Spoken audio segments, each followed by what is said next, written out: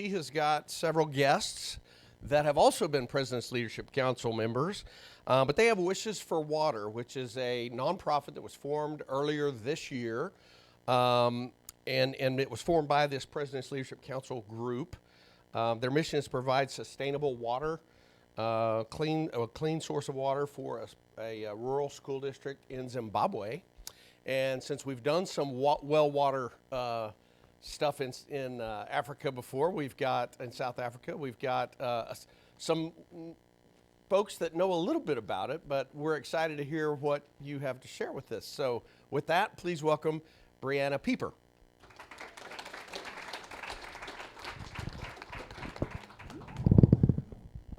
Thank you. Well, as Scott said, my name is Brianna, and we are Wishes for Water. We are really excited to be here today. So I'm just going to start some introductions, and then these people behind me will introduce themselves as well, and that way you get to know a little bit more about us before we speak. So as Scott said, my name is Brianna Pieper. I am a sophomore at Oklahoma State University. I'm from here in Stillwater, so I grew up here for the last 4 years of my education before college, and then I went to OSU, and I'm studying elementary education with a minor in child development, and for Wishes for Water, I am the director of brand promotion.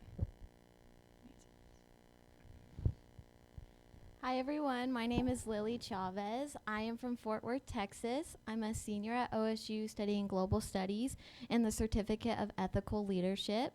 I am the founder and president of Wishes for Water.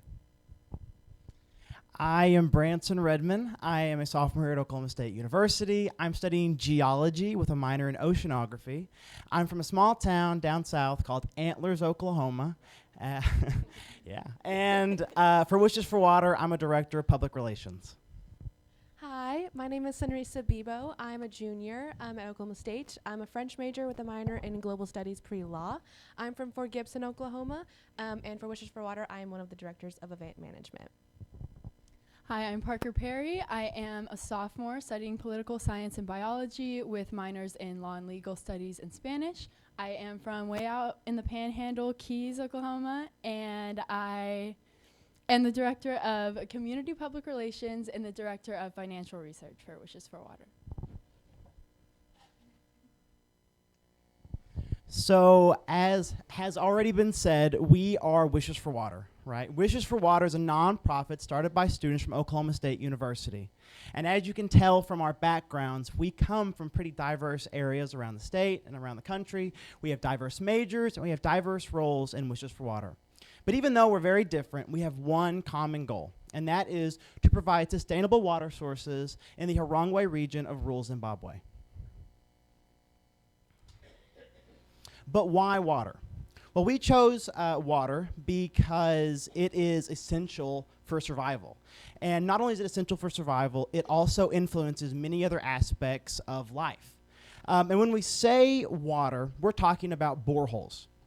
And a borehole, simply put, is a well that's drilled, and it pumps water up to this above-ground reservoir, and the reservoir allows for water access to be very easy in these communities. So, but by choosing water, we feel like we are promoting 3 UN Sustainable Development Goals. UN Sustainable Development Goals are goals put in place by the United Nations. They're the premise behind UN Sustainable Development Goals is to help improve the global quality of life. We at Wishes for Water feel like we are helping promote 3 of these UN Sustainable Development Goals. Not only are we helping provide clean water and sanitation, but we're working for gender quality education and gender equality. Okay, so like Branson said, by choosing water, we're helping to promote 3 different United Nations Sustainable Development Goals. First and foremost is clean water and sanitization. In this area of Zimbabwe, there is a lack of fresh water available to the citizens, and because of this, there's a high mortality rate due to waterborne illnesses like cholera or dysentery, especially among children under the age of 5. And so by putting these boreholes in at schools, we're providing a clean water source for these children to have every day, hoping to reduce the number of those cases. As you can see here in these pictures, the top left, top right now, is behind me, is a picture of a standard borehole that we're putting at the schools. You can see the basin at the top is where we store the water. The picture on the very bottom is kind of a standard normal place that people are getting water in these areas. They could be puddles or little rivers around on the ground, and they are not clean. You can see the mud and the dirt, and this is where diseases are prevalent. And then in the top left is a water hole. This is what the UN claims one of the most dangerous sources of water because of the amount of illnesses that are found inside. So next, by choosing water, we are also hoping to promote quality education. In this area, the problem for quality education is not a lack of capable teachers, but just getting the students to the schools. Because of tuition fees that the students have to pay, some families can't afford that, and therefore their children are not able to attend school. By having boreholes at the schools, we are providing a necessary resource for those children, and their parents want them to have that. But we are also helping to do garden productions. So by using the water, they're able to raise produce for the children to have at least one meal a day. Extra produce is then sold for scholarship to cover those tuition fees. And there's also on-site, hands-on agricultural education available for the students. These pictures here are just kind of examples of what the schools look like in this area. We got to visit over the summer in Zimbabwe, and we got to meet some of the children and the teachers, and these are some pictures we took. It's a really fun area. Okay, and last but not least, by choosing water, we are hoping to support gender equality in the area. Like we kind of mentioned during the trivia, women are tasked with being the water haulers for the families in these areas, and that means they're walking miles every day to go get water for their families, which means they're not able to attend school. By having a borehole and clean water sources at the schools, we are hoping to reduce that problem and give girls an opportunity to go to school. This is not only a gender equality issue, but a safety issue as well. At the Shivakananyama Primary School that we visited this summer, we were told a story about a young girl crossing a major road to go get water for her family, and she was hit by a car and she passed away from her injuries. And so by having the water source at the school, we are eliminating that major road that they're having to cross to get to that water source, hoping to save lives in that way, as well as from cholera, dysentery cases reducing. So these pictures are right here are some of the children at the schools. In the top right is a woman. She was one of the teachers at at Matau Primary School. And she's just an example of what good change can come in a community when women are educated as well as the men. So thank you. Okay, so now that we've told you about all these issues, what are we doing to combat them? So first and foremost, we of course fund boreholes on school campuses in the rural Harangwe district of Zimbabwe. These boreholes are $15,000 a piece due to the extreme lengths to which they have to drill down, because as you can see in that top picture and all the dust and dirt flying around during the drilling, this is a very, very dry region. So most of the funds that we raise will end up going to support the drilling of these boreholes. Now, in addition to that, we fence in 2.5 acres of land to provide a space for the cultivation of a school garden. With this school garden, kids are ensured at least one meal a day at school because the schools can implement a school feeding program using the produce. So with that guarantee of food also comes a great boost in enrollment and consistent attendance, which is very important for the quality of education, of course. And along with those gardens also comes opportunities for hands-on agricultural education, which is very, very, agriculture is a very prevalent thing in the region, so it's very beneficial for them. And then in addition to that, they can take that extra produce to the local markets and they can sell it there using the proceeds to fund student scholarships, which will provide more opportunities for students to attend school who otherwise would not be able to. We are also, let me rephrase. By providing water at a central location, we lessen the trips that people are having to make to retrieve this water by many, many miles. And so then as a result of that, of course, they take much less time. And the kids can even retrieve water while at school if need be. So women and girls are going to be the ones that are most often making these trips. So if they're retrieving water, they cannot also be in school. With the elimination of that issue, we're hoping to get more women and girls in school, receiving an education, and we are acting on gender equality in that way. On top of this, we partner with TTI, which is Tererai Trent International, which was founded by Dr. Tererai Trent. If you are unfamiliar with Dr. Tererai Trent, she is a world-renowned humanitarian, 2-time UN keynote speaker, Oprah Winfrey's all-time favorite guest, and most importantly, an Oklahoma State alumnus. So she is a very wonderful woman we got to spend this summer, part of this summer with and learning from. And her organization serves us by being on site throughout the entire project. They're there kind of overseeing things. They help us with the coordination and the contracting of the drilling of the boreholes. And in addition to that, they have agreed to match each of our borehole donations at primary schools with their own borehole donations in a centralized location in the surrounding community. So with this, that kind of prevents the possibility of competition for the school's water, and it also just provides yet another safe, clean source of water at an accessible point in the community. Okay, hello again. My name is Lily. I am the founder and president of Wishes for Water, and I just wanted to take my time up here with you guys today to kind of highlight some of the accomplishments that my team and I have had throughout our first year of operation. So, Wishes for Water all started with an idea when I came back from my first study abroad in Zimbabwe in summer of 2022. I wanted to help the region in a way and also provide a way for PLC to keep going on our study abroad, but not just giving something back in a way that also reflected the dignity and the innovation that these schools have. They just lack a necessary resource. So I grew my team, and we had one meeting before we left for winter break. Right before December, and then when we came back, we really hit the ground running. We got our 501c3 certification, dealt with all the legalities of starting a nonprofit, and after we got all our ducks in a row, we raised $19,000 in 10 weeks last spring. With the $19,000, we were able to drill our first borehole at Chivakinyanyama Primary School on June 12th, and we also fenced in 2.5 acres for a school garden at the school as well. But more than that, this year we are looking forward to expanding our programs at schools with local organizations into hydroponics. So we are really excited to start working on that program within our organization and scale that in the next 2 years. And then this year we actually grew our team from 15 last school year to 74 this year. So that's been really amazing. But really we're here today to ask you guys to partner with us. So the easiest way to partner with us is by visiting wishesforwater.org, which is our website, where you can donate to our cause, learn more about what our mission is and what our values are. You can also contact us and buy merchandise, but above all, helping us get connected to new opportunities and groups in the community is a high priority for us right now. So sharing our story and mission to new friends and groups helps improve our network to better serve our mission. So with that being said, we're going to go into a time for questions.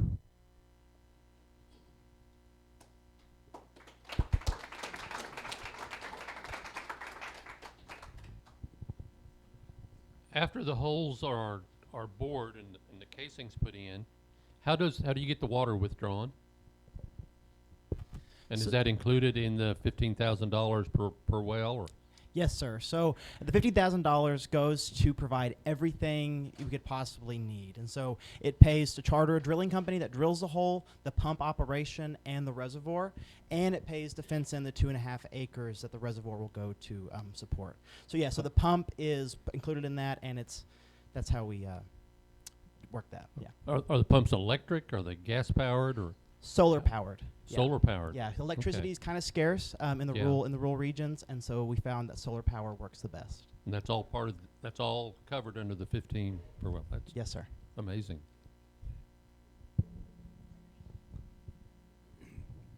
So you all are aware that Rotary International has had a long-standing program to do the kinds of things that you all are talking about. And one of the things that came up was drilling the well is something that takes an initial big investment. But long-term, it's the maintenance, because if there isn't some sort of an organization to provide service and parts, even though the operation is pretty simple, nevertheless, things do go south. So are there any plans in what you do to handle long-term maintenance and service for the wells that you drill? Yeah, Yeah, so we recognize that as well. But we are setting aside funds for that through each campaign that we run for future maintenance problems. So we've only drilled one borehole, and it's only been a few months, so I don't think it is possible that we will have maintenance problems in the future, but for right now we're setting aside money and funds just in case that happens. And then if that does happen, our partners, Terrai Trent International, have people on the ground that we can get the funds to and help service that. So you've had a lot of success with this. Congratulations. What are your plans for the future? Yeah, so, well, I will be graduating this year, which is really exciting. A little bit bittersweet because I love my organization so much, but we are really partnering with PLC and TTI and students on campus. Really, the vision is like students supporting students abroad.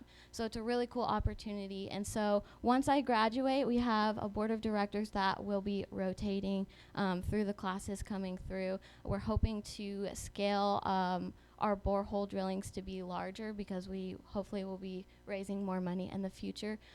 But yeah, once we service the Harungwe district, we're gonna look outward. We've already had some people reach out to us about expanding to different regions, but we won't really wanna scale our growth. That way we don't spread ourselves too thin. So roughly how many families are supported by one borehole being drilled? So since we drill at schools, at Chivik and Yanyama, they had 800 students.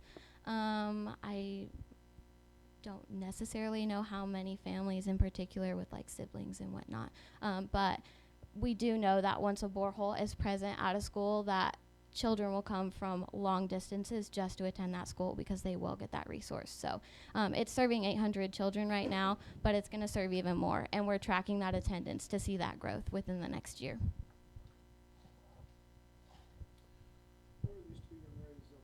Oh, that is Kennedy Pearson and Anna Ramsey. They are heads of media marketing, and they were just here to shoot some little pictures for us of us presenting to you guys.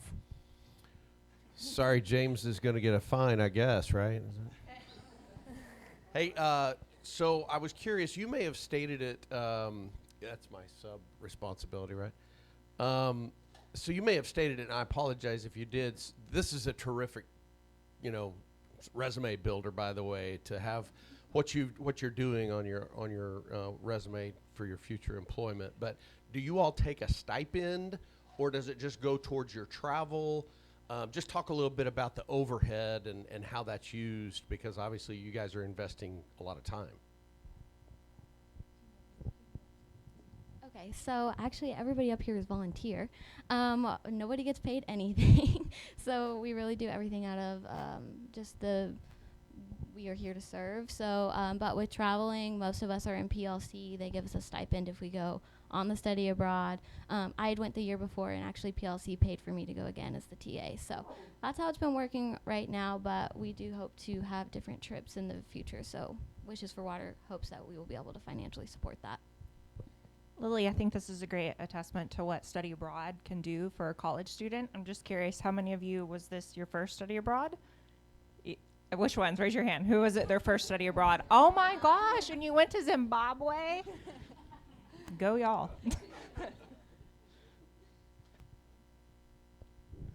Well, you have us intrigued with your fundraising. What was your main project, or how was your main fundraising efforts conducted? So last year, since we were kind of getting our feet under us, it was a lot of crowdfunding, and so that for us kind of looked like a social media campaign, kind of getting our name out there the best that we could. And a large majority of it was us kind of reaching back to our hometown ties. For me personally, my church was a big help. Groups back in the Panhandle, they love to see people growing and people coming into themselves, and so they were very large supporters of what we did, and that was probably what a majority of our funds came from. And now this year we expanded with the huge team expansion. A lot of those that we've taken on are what are called global partnership representatives, and they are kind of going to be tackling the crowdfunding per se. So they'll be taking over that role, reaching out to their personal connections, writing letters, going to visit, things like that. So that's what we've been doing so far. It's been working pretty well.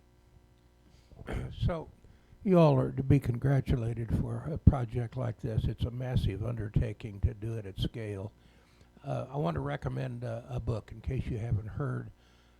It's by the actor Matt Damon and his partner Gary White, who founded an organization called water.org, and you can Google it to read more. But the book is called The Worth of Water, and they have addressed this problem by setting up microloan programs in villages so that they can both secure the water, drill or sanitize or whatever is needed, as well as maintain it. And it might be well worth your while to take a look. Thank you. I have a question. First of all, kudos to you guys. Thinking beyond yourselves so far, like so young, is incredible. But I'm on your website and I'm looking at your merchandise and it's not priced high enough. So right after I order, you need to raise these prices because this is really cute stuff. So I challenge all Rotarians, you can find me or whatever, happy buck me, but everybody go buy a shirt because a lot of it's just getting the word out, right? And I love what you're doing. So raise the prices tomorrow. Anything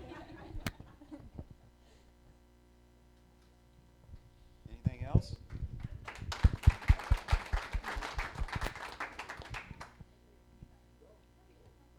Well, I was just curious, what attracted you or how you ended up going to Zimbabwe initially? Yeah, so I came to OSU because of President's Leadership Council. I've always wanted to work in international development, specifically in sub-Saharan Africa. So it was in my PLC interview as a senior in high school, and they were like, oh, we're starting this study abroad in Zimbabwe with world-renowned humanitarian Dr. Terai Trent. And I was like, sign me up. So that's how we got here. Awesome. What a great group of kids. So let's give them one more round of applause. And